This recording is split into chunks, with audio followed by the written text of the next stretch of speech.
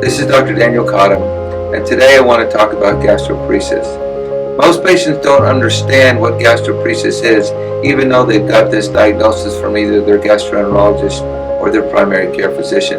Today we want to go through gastroparesis, talk about its etiology and what causes the symptoms that you're facing, and then in subsequent videos we're going to talk about how we as surgeons treat gastroparesis to relieve those symptoms in a logical way. What I've done now is I've just done a simple diagram of the stomach. And when we look at the stomach, it's divided into four parts. We have the fundus, the body, the antrum, and the pylorus. And what the basic problem is in gastroparesis is the muscles of the body of the stomach and the fundus go bad. And this is the earliest thing that happens to people when they start notice that they can't digest their food normally or have chronic abdominal pain.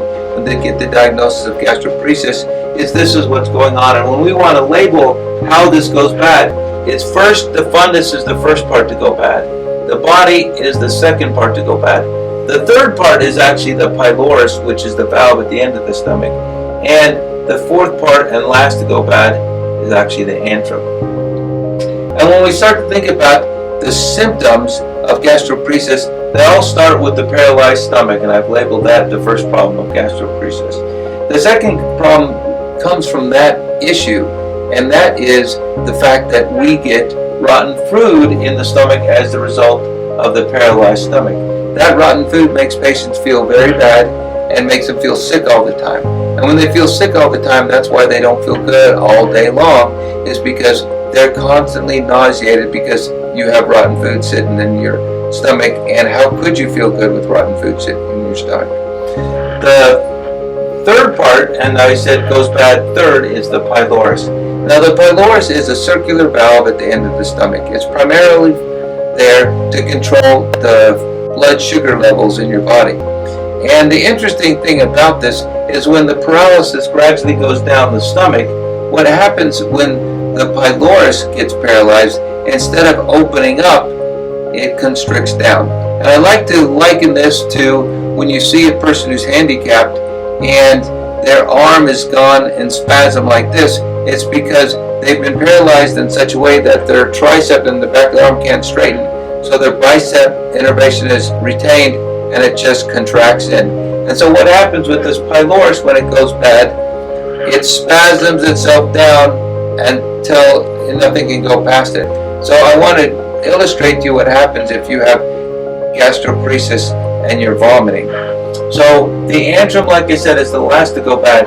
So this pylorus spasms down, and it spasms down so it's all closed, or almost all closed, and so the antrum still has some ability to squeeze because it's the last place to lose its innervation. So all it does is it squeezes the food against the pylorus, which then ejects it up the esophagus because it has nowhere to go. So when we talk about the symptoms of gastroparesis, we're talking about symptoms from rotten food and pylorus spasm.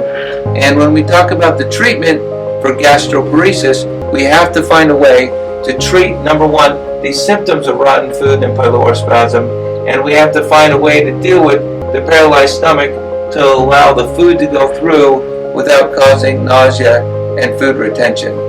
And so our subsequent videos, after we have this short introduction, are going to deal with the ways that we deal with these issues, the issue of the rotten food, the pylorus spasm, and the paralyzed stomach. They often have symptoms due to their colon, and that's what I label other. So the same problem that's causing their stomach to lose its ability to contract happens in their colon. And so oftentimes gastroparesis patients will suffer from chronic, very severe constipation. And so in order to talk about dealing with the whole gastroparesis patient, so many people want to throw drugs at them, but the actual truth is what we need to talk about is treating their whole gastrointestinal system in order to get them in a place so they can actually function in daily life without being in chronic pain and chronic constipation. So these are the things which we need to deal with whenever we talk about them.